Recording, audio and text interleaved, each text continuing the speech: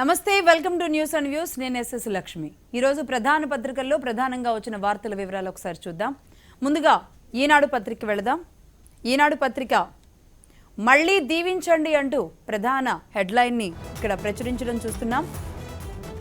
మళ్ళీ దీవించండి, మాట తప్పినా మడమ తిప్పినా రాళ్లతో కొట్టండి అని 19 ఏళ్ల కిందట ఉద్యమాన్ని ప్రారంభించినప్పుడు చెప్పా అని కేసీఆర్ నిన్న ప్రగతి నివేదన సభలో మాట్లాడిన అంశాన్ని ప్రధానంగా ఇచ్చింది ఈనాడు పత్రిక. త్వరలో రాజకీయ నిర్ణయం, తెలంగాణ జాతి ఒక్కటవ్వాలి, ఢిల్లీ చక్రవర్తులకు గులాములు కావద్దు, నిర్ణయాధికారం తెలంగాణలోనే ఉండాలి. అలాగే వరాల జల్లు, హైదరాబాద్లో బీసీలకు ఆత్మగౌరవ భవనాలు, 36 వెనుకబడిన కులాల భవనాలకు 71 ఎకరాలు, 70 కోట్ల నిధులు, వైద్య ఆరోగ్య శాఖ ఒప్పంద ఉద్యోగుల వేతనాల పెంపు, జాతీయ పట్టణ ఆరోగ్య కార్యక్రమం సిబ్బందికి కనీస వేతనాల వర్తింపు, రెండో ఏఎన్ఎంలకు ఇక నెలకు 21,000. ఈ విధంగా వరాల జల్లు ప్రకటించిన అంశాన్ని కూడా ఈనాడు పత్రిక ప్రధానంగా ఇచ్చింది.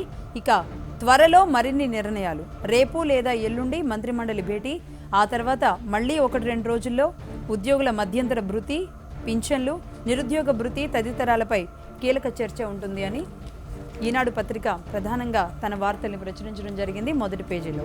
ఇక సాక్షి పత్రిక చూద్దాం. గులాములం కాదు గులాబీలం, తమిళ సోదరుల్లా ఆత్మ గౌరవంతో పాలించుకుందామంటూ ప్రధానంగా తన వార్తని ప్రచురించింది సాక్షి. ఒకసారి కిందకి వెళితే, నా మాట విశ్వసించాలి, మళ్ళీ మీ ఆశీర్వచనం ఉండాలి అంటూ ఇక్కడ ఒక సబ్ హెడ్లైన్ ఇచ్చారు. ప్రజలు మళ్లీ దీవిస్తే ఆకుపచ్చ తెలంగాణ ఏర్పాటు చేస్తాను అంటూ కేసీఆర్ నిన్న ప్రగతి నివేదన సభలో మాట్లాడిన అంశాన్ని సాక్షి ప్రధానంగా ప్రచురించింది. 6న అసెంబ్లీ రద్దు అంటూ కూడా ఇక్కడ సాక్షి చెప్పడం జరుగుతోంది. ప్రగతి నివేదన సభ సక్సెస్తో టీఆర్ఎస్ నాయకత్వంలో జోష్, ముందస్తు దిశగా చర్యల వేగవంతానికి నిర్ణయం, సభలో పరోక్షంగా ఇదే విషయాన్ని వెల్లడించిన కేసీఆర్. ఇక 6న కేబినెట్ భేటీ ఉంటుంది, అసెంబ్లీ రద్దుపై తీర్మానం అనే అంశాన్ని కూడా సాక్షి ప్రచురించింది. ఇంకొంచెం కిందకి వెళితే మనం బీసీలకు ఆత్మగౌరవ భవనాలు, 67.75 కోట్లతో రాజధానిలో నిర్మాణం, 32 కులాలకు క్రిస్టియన్ భవనానికి కలిపి 71.30 ఎకరాలు, హైదరాబాద్లో రెడ్డి హాస్టల్ కోసం మరో 5 ఎకరాలు, గోపాలమిత్ర, ఆశ, రెండో ఏఎన్ఎంల వేతనాల పెంపు, అర్చకుల రిటైర్మెంట్ వయసు ఇకపై 65 ఏళ్లు, అలాగే రాష్ట్ర మంత్రివర్గ సమావేశంలో నిర్ణయాలు. వీటన్నిటినీ సాక్షి పత్రిక ప్రచురించడం జరిగింది. నెక్స్ట్ ఆంధ్రజ్యోతి పత్రిక వెళదాం. ఆంధ్రజ్యోతి కూడా ప్రధాన అంశంగా నిన్న ప్రగతి నివేదన సభకు సంబంధించిన అంశాన్ని ప్రచురించింది. పదండి ముందుకు, ప్రజలారా మళ్ళీ దీవించండి, ప్రభంజనం సాక్షిగా కేసీఆర్ విజ్ఞప్తి. ఇక ముందస్తు సత్యం తథ్యం, కేసీఆర్ సంకేతాలు, ఈ వార్తను ప్రచురించింది. అసెంబ్లీ రద్దుపై అధికారం నాకిచ్చారు, త్వరలో రాజకీయ నిర్ణయం వెల్లడిస్తాను, సీఎం మాట్లాడిన వ్యాఖ్యానించారు.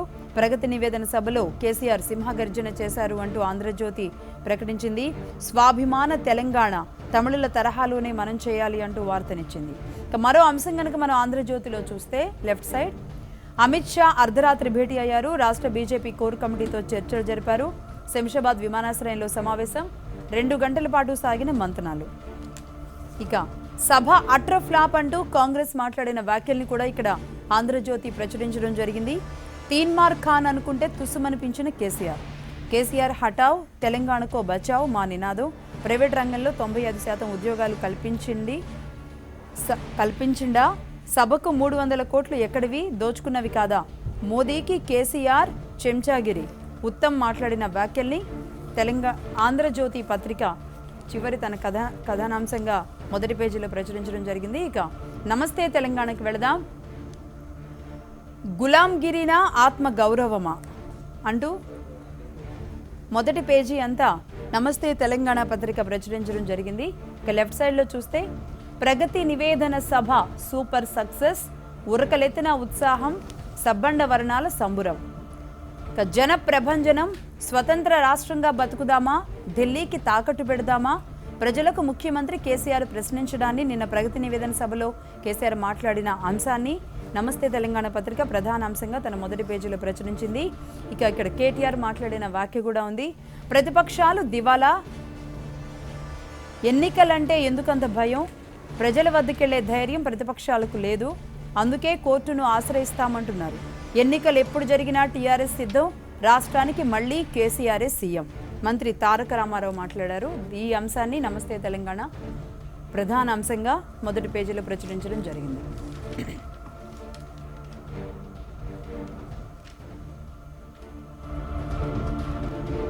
మొత్తానికి అన్ని పత్రికలు కూడా నిన్న జరిగిన ప్రగతి నివేదన సంబంధించే అంశాన్ని ప్రచురించాయి. ఎందుకంటే ప్రగతి నివేదన సభలో ఏం చెప్పబోతున్నారు కేసీఆర్ అని నిన్నంతా ఉత్కంఠ జరిగిన పరిస్థితుల్లో ఈ రోజు పేపర్లన్నీ కూడా దీనికి సంబంధించిన వార్తనే ప్రచురించడం జరిగింది. మరి ప్రగతి నివేదన సభగా కేసీఆర్ సక్సెస్ అయ్యారా, లేదంటే ఇప్పుడు నుంచి ప్రతిపక్షాలు తమ దాడి పెంచబోతున్నాయా? దీనికి సంబంధించి ఇవాళ మన న్యూస్ అండ్ వ్యూస్ లో debate. Welcome back to news and views. నిన్నటి జరిగిన ప్రగతి నివేదన సభ గురించి మనం ఈరోజు న్యూస్ అండ్ వ్యూస్లో డిబేట్ కొనసాగిస్తున్నాం. మనతో ఈరోజు డిబేట్లో జాయిన్ అయ్యారు గండ్ర వెంకటరమణారెడ్డి గారు, కాంగ్రెస్ నేత. నమస్తే అండి వెంకటరమణారెడ్డి గారు. అలాగే టీఆర్ఎస్ ఎంపీ సీతారాం నాయక్ గారు. నమస్తే అండి సీతారాం నాయక్ గారు. ఎండల లక్ష్మీనారాయణ గారు, బీజేపీ నేత. నమస్తే అండి లక్ష్మీనారాయణ గారు. ముందుగా మీ దగ్గరికి వస్తున్నాను సీతారాం నాయక్ గారు. ప్రగతి నివేదన సభ దాదాపుగా ఒక 4-5 రోజుల నుంచి ఒక ఆసక్తి, ఉత్కంఠ, దేశ రాజకీయాల్లో, రాష్ట్ర రాజకీయాల్లో ఏం జరగబోతోంది ఉన్నట్టుండి అసలు ప్రగతి నివేదన సభ ఏంటి, ఆ నివేదన అన్న పేరు చూస్తేనే ఏదో చెప్పబోతున్నారు అన్న సూచించారు. బట్ నిన్నటి సభ చూస్తే మీకేమనిపించింది? అంటే ఒక టీఆర్ఎస్ నేతగా అయితే మీకు పాజిటివ్గానే ఉంటుంది, బట్ మీకేమనిపించింది? ఇప్పుడు మీడియా ఆసక్తి, ప్రతిపక్షాల ఆసక్తి, మా ఆలోచన వేరు. అది నివేదిక ఒక ప్రజలకు ఏం చేస్తున్నాం, తెలంగాణ రావడానికి ఎవరు కారణమయ్యారు, తెలంగాణ తెచ్చినాం, ఆ తెలంగాణను కాపాడుకోవాలి. దాంట్లో మేనిఫెస్టో మేనిఫెస్టో పెట్టకుండా ఒక 72 అంశాలను తీసుకున్నాం. ఇవాళ ఈ కార్యక్రమాలు చేస్తున్నాం, మీ ఆశీర్వాదం కావాలని ఏ నాయకుడనే ఎవరని అడుగుతారు. ఇక్కడ మీడియాకు అసంతృప్తి, ప్రతిపక్షాలకు అసంతృప్తి ఏంటంటే అందులో 10-15 మంది ఎమ్మెల్యేల పేర్లు చెప్తారు. వినండి మీరు, జరిగినటువంటి అందరి ఆసక్తి అది. పోతే ఎన్నికలు, అసెంబ్లీ డిజాల్వ్ చేస్తారు. అంత పెద్ద అంశాన్ని నెత్తిలో పెట్టుకున్నప్పుడు అక్కడ ముఖ్యమంత్రి గారు ఏం మాట్లాడితే అసెంబ్లీని డిజాల్వ్ చేస్తారు. రెండోది 25 లక్షల మంది అక్కడ గ్యాదర్ కాబోతున్నారు. అవును, సంక్షేమ పథకాలు దాని గురించి కొత్త ఏదో ప్రవేశపెట్టబోతున్నారు. ఈ మూడిటి మీద ఎక్కువ ఆసక్తి, క్యూరియాసిటీ క్రియేట్ చేసింది ఎవరు? అవన్నీ కూడా మేము ఎలక్షన్ల మీద చేయలేదు. స్ట్రైట్ గా 25 లక్షల మంది మేడం 100%. మీరు ఎట్లా దాని కొలమానం ఏంటి? మీరు రాలేదన్న, నేనే వస్తున్నాను అంటున్నా, మీరు రాలేదు, కొలమానం ఏంటి? స్పెరోమీటర్ ఏదైనా పెట్టి చూడాలి. మరి అటువంటి సిస్టమ్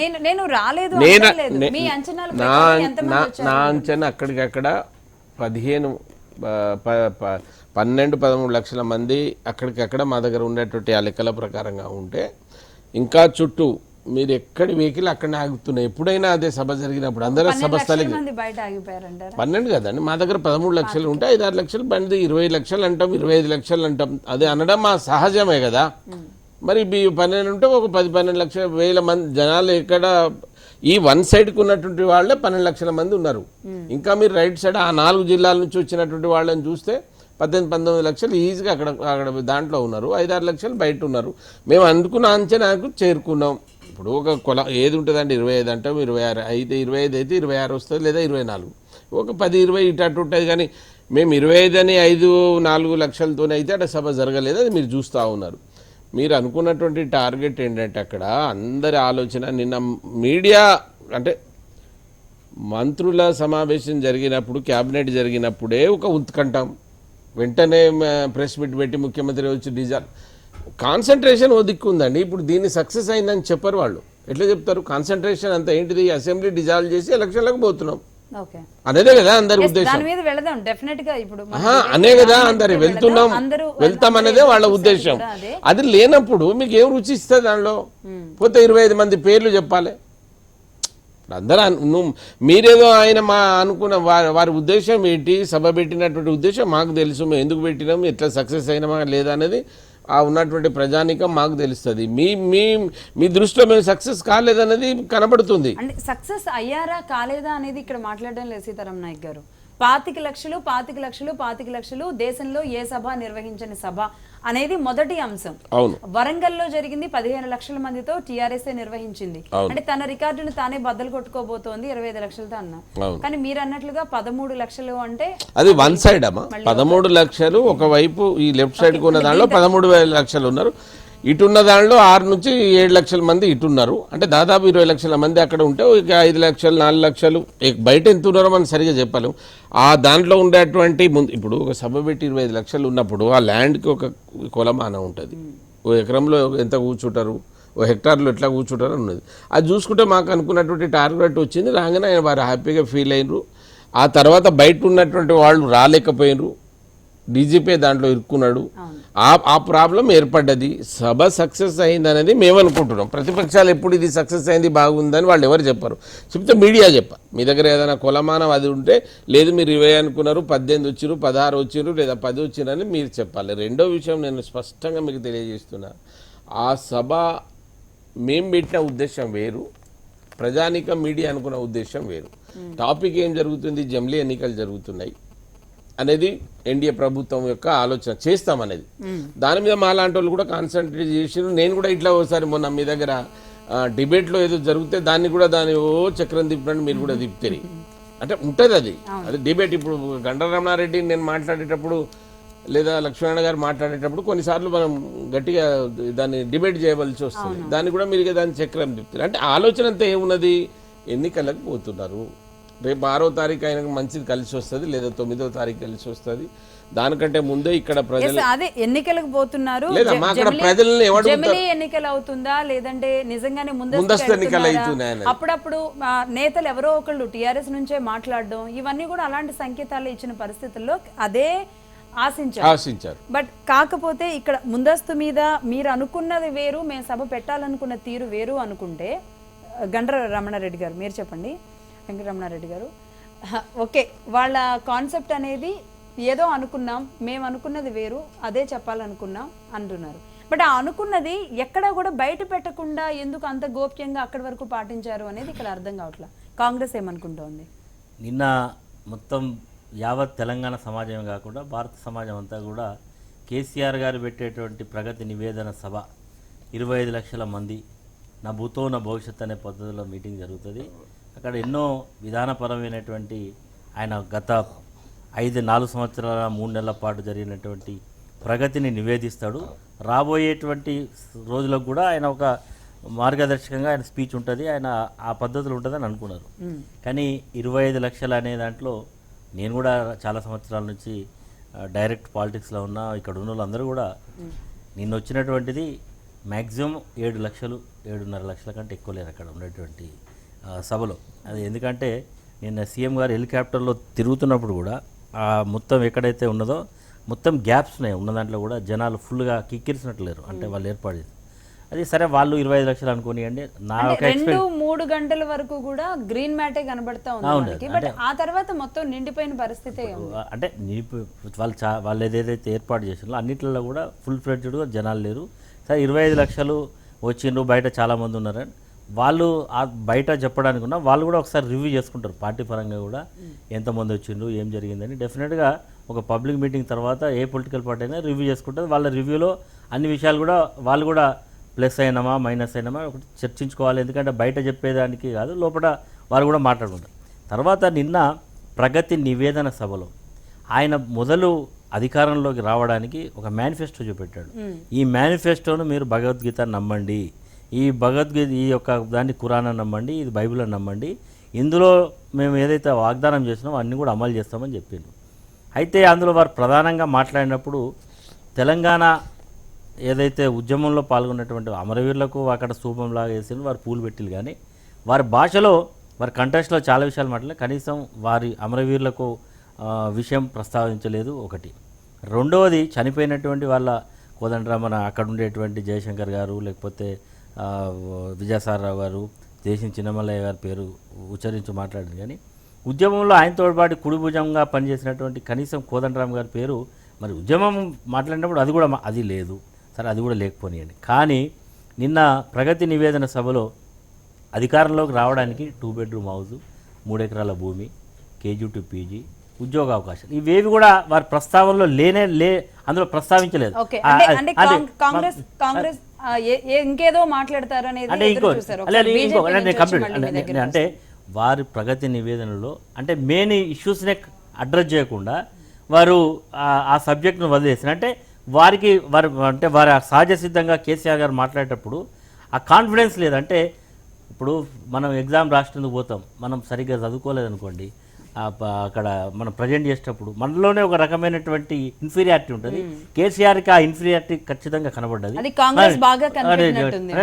నేను కనిపెట్టాను కదా, ప్రజలు కూడా కనిపెట్టారు. ఓకే అండి, లక్ష్మీనారాయణ గారు మీకేమనిపించింది సభను చూస్తే? జమిలీ ఎన్నికల మీద కానీ లేకపోతే ముందస్తు మీద కానీ ఏదైనా క్లారిటీ వచ్చే వీళ్ళు ఎలాంటి స్టెప్ తీసుకోబోతున్నారు అనేది క్లారిటీ వస్తుందని ఆశించాం. ఇప్పుడు బీజేపీ ఎలా చూసింది? ఒకటి సభ ఏదైతే సంఖ్య వాళ్ళు ప్రకటించారో, ఏదైతే పదే పదే ఉదరగొట్టినరో ఆ పరిధిలో లేదనేటువంటి విషయం చాలా స్పష్టంగా కనపడ్డది. రెండో విషయం ఏదైతే ఉన్నదో, ఎన్నికలకు సంబంధించినటువంటి అంటే నేను ఎన్నికలకు పోతాననేటువంటి విస్పష్టమైనటువంటి ప్రకటన చేస్తారు అనేటువంటి అభిప్రాయం ఊహాగానాలకు ఆ రకమైనటువంటి ఊహాగానాలకు తెలంగాణ రాష్ట్ర సమితి మొదటి నుంచి కూడా పత్రికల ద్వారా కానీ టీవీల ద్వారా కానీ ఆ రకమైనటువంటి అంచనాలకు అవకాశం ఇచ్చింది. అది స్పష్టం చేయలేదు. దానికోసం మళ్ళీ ముందుకు పోతామనేటువంటి విషయాన్ని అక్కడ వేదిక మీద ముఖ్యమంత్రి గారు చెప్పారు. తర్వాత మన సహచర నాయక్ గారు కూడా చెప్తా ఉన్నారు. దాంట్లో అయితే ఆ రకంగా ఏదైతే ఇవాళ ఉన్నటువంటి పరిస్థితుల్లో వారు మాట్లాడుతూ తెలంగాణ ఉద్యమం అంతా తానే తీసుకొచ్చినట్టు తానే చేసినట్టుగా చెప్తా ఉన్నారు. సరే, తెలంగాణ ఉద్యమంలో ముందున్నారు అనే విషయాన్ని అంగీకరించేది, కానీ యువతి యువకుల బలిదానం కానీ, ప్రతిపక్ష పార్టీ ఆ రోజు అధికార పక్షాన్ని నిలదీయడం కానీ, అధికార పక్షం ఆ రోజు బిల్లు పెట్టడం కానీ, ఆ బిల్లు పెట్టిన తర్వాత రాష్ట్రం ఏర్పడ్డ విషయం కానీ, వీటన్నిటినీ స్ట్రాటజిక్గా తన పాత్ర వరకు మాత్రమే ఏ పార్టీ అయినా తన పాత్రే చెప్పుకుంటారు కానీ పక్క పార్టీ పాత్ర అయితే చెప్పుకోరు కదా లక్ష్మీనారాయణ గారు. అంటే ఉద్యమం, అది ఉద్యమం. ఎందుకంటే ప్రభుత్వము రాజకీయ పక్షాలకు తెలంగాణ రాష్ట్రం ఏర్పడక ముందున్నటువంటి నేపథ్యం ఏదైతే ఉన్నదో దానికి సంబంధించినటువంటి విషయం మాట్లాడినప్పుడు వాస్తవాలు మాట్లాడాలి. ప్రజలను ఇంకో పక్కదో పట్టించేటువంటి ప్రయత్నం చేయొద్దు. రెండో విషయం ఏదైతే గౌరవ ప్రధానమంత్రి గారు అసలు ఏ పార్టీ కూడా అంతగా సహకరించింది లేదు అనేది వాళ్ళ వర్షన్ అయినప్పుడు మిగతా పార్టీల ప్రజలు ఇంకా మర్చిపోలేదండి. ఉద్యమం కానీ, ఉద్యమ బలిదానాలు కానీ, ఉద్యమం కోసం ముందురికినటువంటి ప్రజలు కానీ, మరి ఆ రోజు రాజకీయ పక్షాలుగా ముందుకు వచ్చినటువంటి విషయం కానీ, పార్లమెంట్లో ప్రభుత్వాన్ని నిలదీసినటువంటి అంశం కానీ, బిల్లు పెడితే బిల్లును సమర్థించినటువంటి విషయం కానీ, బిల్లు పెట్టేటటువంటి పరిస్థితిని కానీ ప్రజలు మర్చిపోలేదు. ప్రజల మనోపలకం మీద ఇంకా ఆ ముద్ర ఇంకా చెదరలేదు. ఆ ముఖ్యమంత్రి గారు తన పార్శ్వం చెప్పుకుంటే తన పార్శ్వం చెప్పుకోవచ్చు, కానీ మిగతా వాళ్ళ ప్రస్తావన చేయలేదు. ఒకటి. రెండో విషయం ఏదైతే గౌరవ ప్రధానమంత్రి గారు ఇట్లా ప్రతిపాదించిన తక్షణము ఆమోదిస్తే ఇస్తావా సస్తావా అని మాట్లాడతారా? ఏ పదజాలం వాడుతున్నారు? ఏ వ్యక్తి గురించి మాట్లాడుతున్నారు? ప్రపంచ దేశాలు పొగుడుతున్నటువంటి వ్యక్తి గురించి మన ముఖ్యమంత్రి గారు ఆ రకంగా మాట్లాడుతున్నారు. ఇవాళ వచ్చేసి ముఖ్యమంత్రి గారిని ఆ రకంగా సంబోధిస్తే ముఖ్యమంత్రి గారు కేసులు పెడతారు. ఆ రకమైనటువంటి పరిస్థితి ఉంది. రెండో విషయం ఏంటంటే ప్రధానమంత్రి గారు ఈ రాష్ట్రం కోసం ఏమి ఇవ్వలేదు. ఇస్తున్న 6 కిలోల 5 కిలోల బియ్యం ఇస్తున్నారు. మధ్యాహ్న భోజనానికి సంబంధించిన బియ్యం ఇస్తున్నారు. హాస్టళ్లలో 15 కిలోలు విద్యార్థికి బియ్యం ఇస్తున్నారు. మరి ఆ రకంగా 14th ఫైనాన్స్ కింద గ్రామాలకు నిధులు ఇస్తున్నారు. మరి అదే రకంగా స్వచ్ఛ భారత్ కింద టాయిలెట్స్ ఇస్తున్నారు. అదే రకంగా ఒక విషయం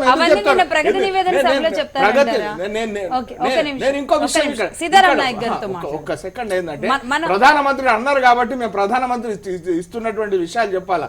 ఇవాళ 40,000 కోట్లకు సంబంధించినటువంటి నేషనల్ హైవేస్ ఇచ్చారు. ప్రధానమంత్రి గ్రామీణ సడక్ యోజన కింద 700 కిలోమీటర్ల రోడ్లు ఇచ్చారు. 131 బ్రిడ్జిలు ఇచ్చారు ప్రధానమంత్రి గారు.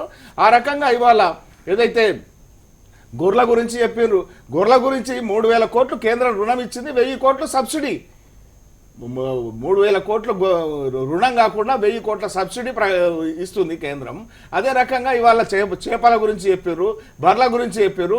75% ఎస్సీ ఎస్టీకి, బీసీకి 50%, గొర్రెలకు కానీ చేపలకు సంబంధించినటువంటి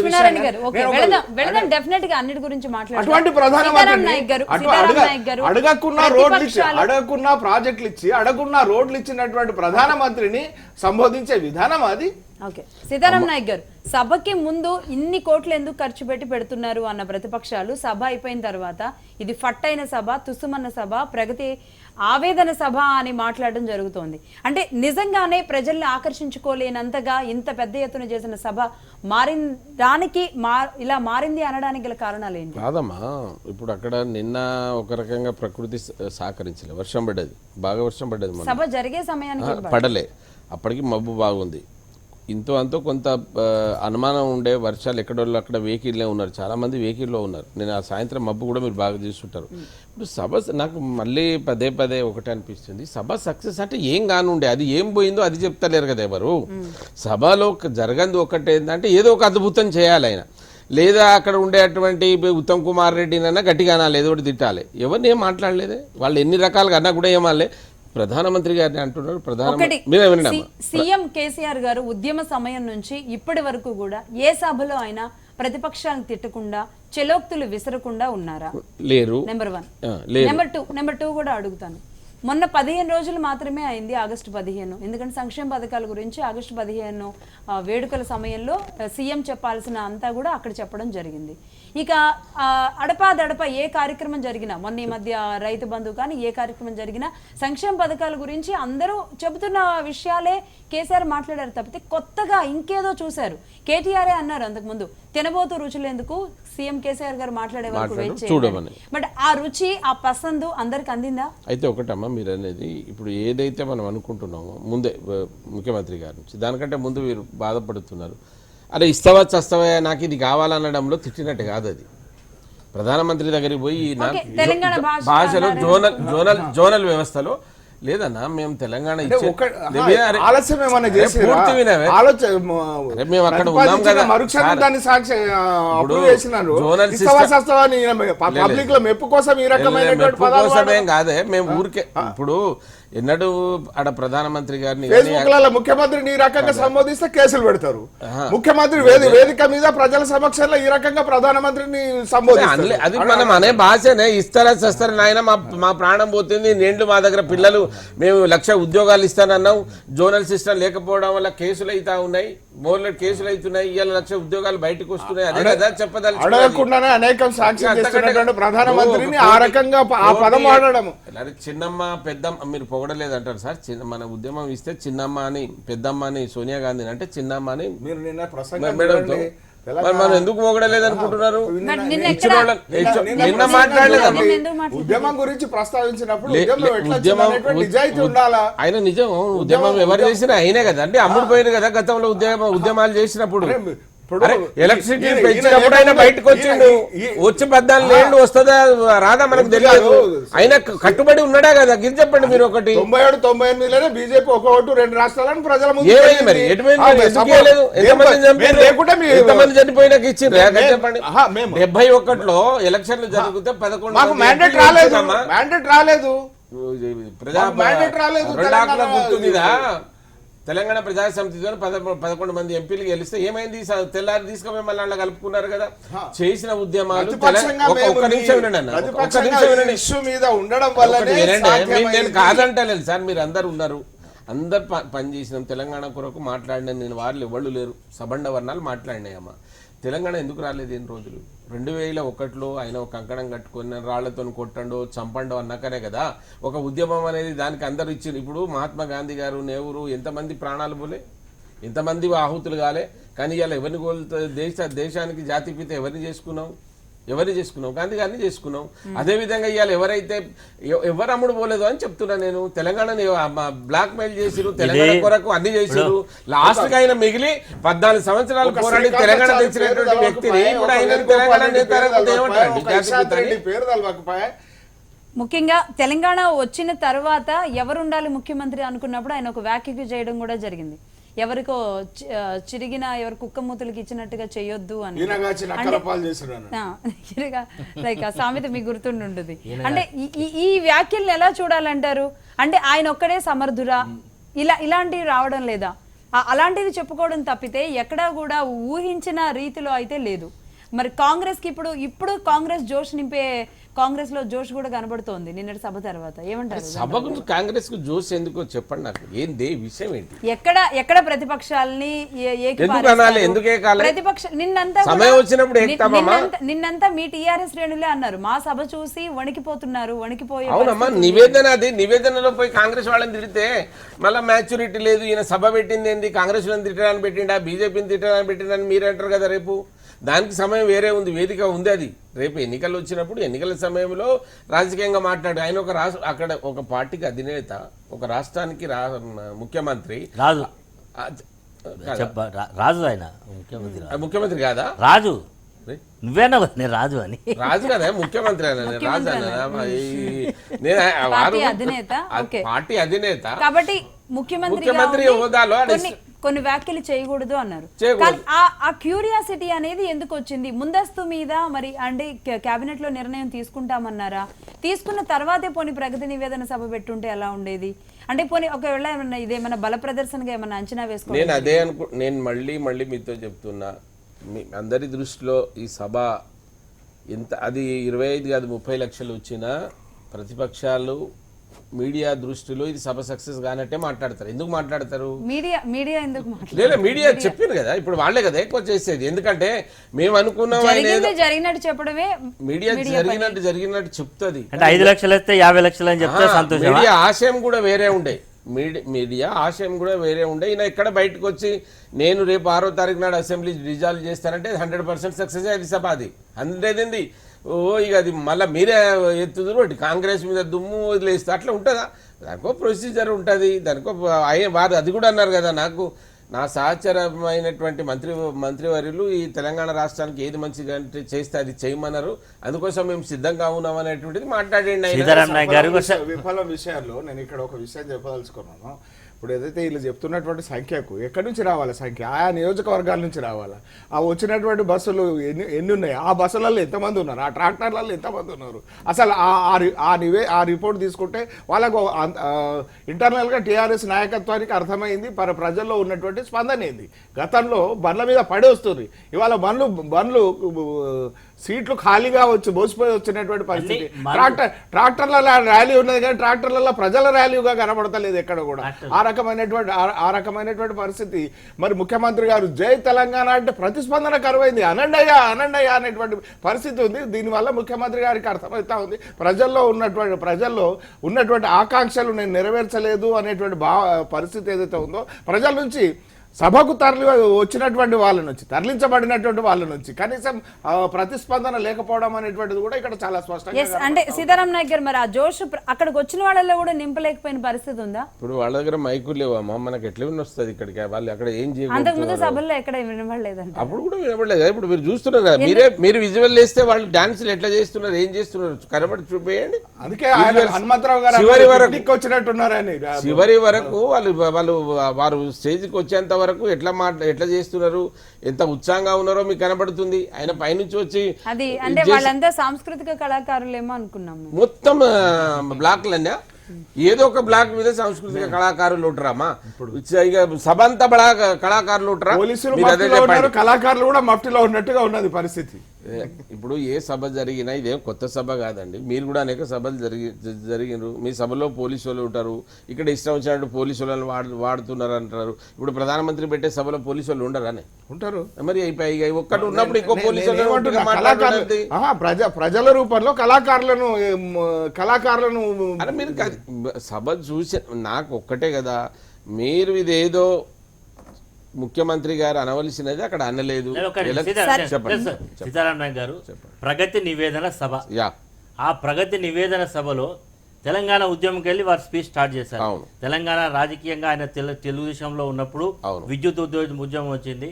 ఆ విద్యుత్ ఉద్యమంలో జరిగినటువంటి సంఘటన open letter to chief minister రాసిన తర్వాత బయటకు వచ్చింది, పార్టీ పెట్టింది, అన్ని చెప్పింది. అదే కంటెస్ట్ లో 2014లో మరి ఈయన కాల్చి నక్కల పాలు చేద్దన్నట్టుగా తెలంగాణ ప్రజలు ఆలోచించి నన్ను ముఖ్యమంత్రి చేసిండ్రు. నేను తెలంగాణకు మంచి రైట్ చీఫ్ మినిస్టర్ అనేటువంటి పద్ధతిలో నేను చేసిన. అయితే ఎక్కడి నుంచి మేనిఫెస్టో చెప్పేటిల్లు కాదు, ఇది మేనిఫెస్టో నమ్మాలని. ఆ మేనిఫెస్టోలో ప్రధాన అంశాలను ప్రస్తావన చేయలేదని నేను మొదటి మాటలో చెప్పిన. అది ప్రస్తావన చేయలేదు.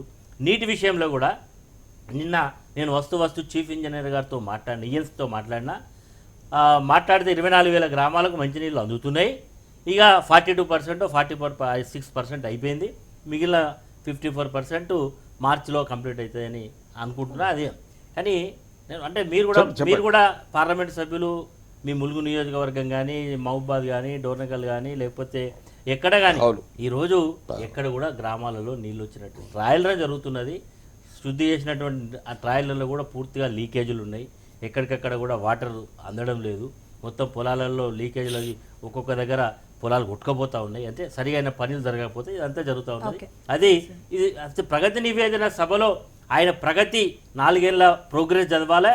ఒకవేళ వారు అప్పీల్ చేశాడు మళ్ళీ దీవించండి, మళ్ళీ దీవించడానికి ఇది నా విజన్, మళ్ళీ నేను ఈ రకంగా పరిపాలన చేస్తాను, అవినీతి రహితంగా మరి ఈరోజు చేస్తాను. ఈరోజు మీరు ఏదైతే ఈ పాస్ పుస్తకాల రెవెన్యూ రికార్డ్స్ యొక్క సరి కార్యక్రమం ఉందో ఈరోజు మేము ఈ సందర్భంగా డిమాండ్ చేస్తున్నాం.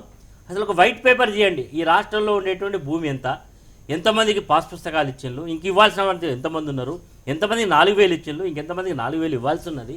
ఇదంతా కూడా చెప్పకుండా అంటే నివేదిక సభలో అన్నిటి గురించి మనమే డిస్టింక్షన్ ఇచ్చుకున్నాం 80% 100%. కానీ ఆ వాస్తవ దృక్పథం లేదు. కాబట్టి తెలంగాణ వరంగల్లో ఏదైతే రాజకీయంగా తెలంగాణ ఉద్యమ సభ పెట్టినాడు ఉండేటువంటి జోష్ నిన్న ఒక ముఖ్యమంత్రి ప్రసంగం 4 సంవత్సరాల 3 నెలల తర్వాత మాట్లాడినప్పుడు వచ్చినటువంటి రియాక్షన్ చూస్తే ఎక్కడ కూడా మనుషులు మానసికంగా ఉన్నారు తప్ప వాళ్ళ మనసులో నుంచి ఒక రియాక్షన్ అయితే రాలేదు. కాబట్టి దీన్ని బట్టి సభ ఆ స్థాయిలో సక్సెస్ కాలేదనేది ఒక ప్రతిపక్ష పార్టీలో మేము చెప్తా ఉన్నాం. మీరు దాన్ని సమర్థించుకొని బాగా జరిగింది, మహా అద్భుతంగా జరిగింది, అసలు మేమేమి ఎక్స్పెక్ట్ చేయలే, అసెంబ్లీ రద్దు చేస్తాడని మేమేమి ఎక్స్పెక్ట్ చేయలేదు, మీడియా కూడా ఏమి ఎక్స్పెక్ట్ చేయలేదు. ఎందుకు ఆ సభ పెట్టిందే మీ ప్రగతి నివేదన సభ. కానీ మేము అదేమి అంటే పలు సందర్భాల్లో సీఎం కేసీఆర్ వ్యాఖ్యానించిన తీరు కానీ, లేదంటే కొన్ని సందర్భాల్లో కేటీఆర్ గారు మాట్లాడిన కానీ, ఢిల్లీ హడావుళ్ళు కానీ, ఇవన్నీ చూస్తే ముందస్తు వస్తుంది అనే అందరూ భావించారు. ముందస్తుకు సంబంధించి అది కూడా మా చేతుల్లోనే ఉంది, మా చేతుల్లోనే ఉంది, కేబినెట్ లో నిర్ణయం తీసుకుంటామని అనుకున్నారు. అదంతా ఒకేతండి. సీతారాం నాయక్ గారు, నేను సూటిగా ఒకటి అడుగుతున్నాను, చెప్పండి. ఏదైనా ఒక సీఎం కేసీఆర్ సభ అంటే ఒక కిక్ ఉంటుంది, ఒక జోష్ ఉంటుంది అంటారు. బట్ అది ఇప్పుడు ప్రతిపక్షాలు ఇప్పుడు సాటిస్ఫై అయిపోయే పరిస్థితికి, ప్రతిపక్షాలని డైలమాలో పడేస్తారు అనుకున్న పరిస్థితి నుంచి వాళ్ళల్లో ఇప్పుడు జోష్ నింపే పరిస్థితికి తీసుకువెళ్ళిందా నిన్నటి సభ? మీరు ఏదైతే అంటున్నారో మేము అడిగేటువంటి హక్కు మీకు ఉంది. మీరు ఒకటే క్విక్ ఏదన్నా ఒక ఇది జరగాలంటే అదేదన్నా ఒక ఉద్యమ సమయం కానీ, విప్లవం కానీ అటువంటి దగ్గర వస్తాయి. ఇప్పుడు ఒకసారి ఒక రాష్ట్రాన్ని ఒక ఉద్యమ నాయకుడిగా ఒక రాష్ట్రాన్ని సాధించినటువంటి వ్యక్తి ఇవాళ ప్రగతికి నాంది పలికినటువంటి వ్యక్తికి అక్కడ ఉన్నారు. ఆ వ్యక్తి ఇప్పుడు క్విక్ ఇవి పనిచేయమా? ఎందుకంటే ప్రగతి ఏంది, ప్రగతిని ఎట్లా ఇప్పుడు 1 కోటి ఎకరాలని నేను మాగాణి చేయాలన్నారు. అది రాబోయే రోజు అంటే మీరు అనుకున్నట్లుగా ప్రతిపక్షాలను విమర్శిస్తేనో లేదా ఏదైతే అంతే కదా అవుతారు అనుకుందాం. బట్ అవంతా పక్కన పెట్టినా చిన్న మీడియా ప్రెస్ మీట్ పెట్టినా సరే ఆయన మాట్లాడే తీరు కానీ, చలోక్తులు కానీ ఏదో ఒక విషయం వెళుతూ ఉంటుంది. ఆయన పెట్టలేదమ్మా. నిన్న మీడియా పెట్టినప్పుడు వేరే వాళ్ళు మాట్లాడారు. సభకు వచ్చినప్పుడు మాట్లాడినటువంటి విధానంలో మాకు అనిపించింది ఏంటంటే, ఒక ఎంపీగా నేను ఆ స్టేజ్ మీద ఉన్నా, మేము చూస్తున్నాం, ఆయన చాలా రాగానే హ్యాపీగా ఉన్నారు. నేను విష్ చేసిన దగ్గరకు వచ్చి నా 2 చేతులు ఇట్లా దగ్గర పెట్టి అంటే కొంత కార్యక్రమం చేసాం, దానికంటే ముందు రోజు చేసాం, అది చేసాం. ఆ అభినందన దానికి మాకు తెలుస్తుంది. ఏదైనా చిన్న విషయం ఇది అయితే మీరు అన్నట్టు ఫేస్లో కొంత చేంజ్ వస్తుంది. కానీ నిన్న మేము దగ్గర ఉండి చూసిన దాంట్లో ఆ సభ చూసిన తర్వాత ప్రజలు వచ్చిండ్రు. నేను చెప్పదలుచుకున్నది వాళ్ళకి చెప్తున్నా. ఇంకొక సభ కూడా పెడతా. గతంలో ప్లీనరీ అయినాయి, 2 సంవత్సరాల్లో ప్లీనరీ మాత్రమే అయింది. కానీ ఇంతవరకు సభ జరగలేదు. మీరు అది కూడా గమనించారు. అది ప్లీనరీ తర్వాత పెద్ద సభ అదొక సభ ఎక్కువ ప్లీనరీల మీదనే మనం కాన్సన్ట్రేట్ చేసినాం, సభలు మనం అనుకున్న స్థాయిలో దాదాపుగా గతంలో నిన్న చేయలేదు. కూడా గులాబీ పండుగ దానికి ప్లీనరీకి 10 రెట్లు ఎక్కువగా జరుగుద్దని అందరూ ఆశించాం. సరే అది పేలవంగా జరిగిందా, జోష్ నింపిందా, మీ శ్రేణుల్లో ఉత్సాహంగా ఉన్నారా? పాజిటివ్ నెగిటివ్స్ పక్కన పెడదామండి. నిన్నటి పరిస్థితి చూస్తే మీకు టీఆర్ఎస్ శ్రేణులుగా ఏమనిపిస్తోంది? అంటే ముందస్తుగా క్యాబినెట్లో ఇప్పుడు స్టెప్స్ తీసుకోబోతున్నారా? ముందస్తుకు వెళ్ళే అవకాశాలు కనబడుతున్నాయా? ఇప్పుడు అక్కడ నాంది పలికింది కేంద్ర ప్రభుత్వం. రేపు అక్టోబర్లో మళ్ళీ సెషన్స్ ఉంటాయమ్మా. రేపు అక్టోబర్లో సెషన్స్ ఉన్నప్పుడు జనరల్గా ఏం జరుగుతుందంటే దేశ రాజకీయాలు ఈ 4 రాష్ట్రాలు ఇప్పుడు ఉన్నాయి. రేపు డిసెంబర్ 12కి ఇది కంప్లీట్ కావాలి. దాని తర్వాత వచ్చేటువంటి సాధారణ ఎన్నికలేమో మనకు మార్చి ఏప్రిల్లో. వీటిని కలిపి సమ్మర్ కూడా ఉంటుంది కనుక జనవరి ఫిబ్రవరిలో పెట్టుకుంటే బాగుంటుంది అనేది ఒక ఆలోచన కేంద్ర ప్రభుత్వం దగ్గర ఉన్నది. దాన్ని మేము కూడా అప్పుడు సమర్థించినాం. నేను కూడా మాట్లాడినా వస్తే బాగానే ఉంటది, ఎందుకు జమ్లింగ్కి ఒకటిసారి వస్తే ఈ ఖర్చు తగ్గుతుంది, సుస్థిరమైన ప్రభుత్వాలు ఉండాలి. ఇప్పుడు చాలామంది పార్టీలు కూడా మారుతూ ఉన్నారు కదా. ఇప్పుడు ఎవరికి మేము ఒకరే కాదు కదా, ఏ పార్టీకి అవసరం ఉంటే గెలిచినటువంటి వాళ్ళు ఇక్కడ సరిపోతలేదని వాళ్ళంతా ఒక జెండా మీద ఒక సిద్ధాంతం గెలిచిన వాళ్ళందరూ వచ్చి వేరే పార్టీలో పోతున్నారు. అది అన్ని పార్టీలో జరుగుతాం. ఈ సిస్టమ్ లేకుండా ఎట్లా గవర్నమెంట్ ఉంటే 5 సంవత్సరాలు నిలకడ ఉండాలి, సుస్థిరంగా ఉండాలి అటువంటి ఒక ఆలోచనలో నేను కూడా ఒక మేధావిగా నేను కూడా దాన్ని సమర్థించిన. మంచిగా ఉంటుంది అది. ఎందుకంటే ప్రతి ఎలక్షన్లకు ఒక 45 రోజులు ఎలక్షన్ కోడ్ రావడం కొంత ఇబ్బందికరమైన పరిస్థితి. భారతదేశంలో కూడా జమ్లీ రావాలనేది మా ఉద్దేశం. అయితే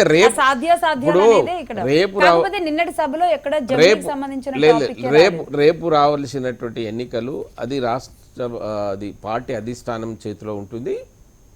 అది సహజం. అది పార్టీ ఆలోచిస్తుంది ఎప్పుడు పెట్టాలి ఏం పెట్టాలనేది పార్టీ ఆలోచనలో ఉంటుంది. అధిష్టానం ముఖ్యమంత్రి గారు కాదు, అప్పుడు పార్టీ అధ్యక్షుడిగా వారి నిర్ణయం తీసుకోవాలి. అది మాలాంటి వాళ్ళు ఎవరు మాట్లాడినా వాస్తవం కాదు. అది ఇప్పుడు నాకు ఉండే అభిప్రాయాన్ని మీకు చెప్పిన జమ్లీ ఇస్తే బాగుంటుంది, దేశానికి ఇది కలిసి వస్తే బాగుంటుంది అనుకుంటాం. కానీ రేపు ఎలక్షన్లు ఎప్పుడు వస్తుంది అంటే ఇప్పుడు రకరకాల ఆలోచనలు. జమిలీ మీద వెళతారా, లేదంటే ఓన్లీ అసెంబ్లీకి వెళతారా, ఎంపీ అటు పార్లమెంట్ 2 కలిపి వెళ్తారా, లేదంటే ఇవన్నీ సందిగ్ధంలో ఉన్నాయి. డిబేట్ కొనసాగిద్దామండి. ఈ లోపుగా చిన్న బ్రేక్ తీసుకుందాం. Stay with